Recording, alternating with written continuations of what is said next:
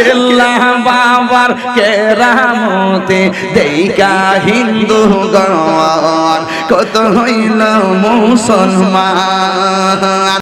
কেল্লা বাবা আল্লাহর ওলি বেলায়েতের অধিকারী মাশাআল্লাহ। করমপুরে উড়াইল নিশান উড়াইল তাওহীদের নিশান কেল্লা বাবা দেখা দিয়া।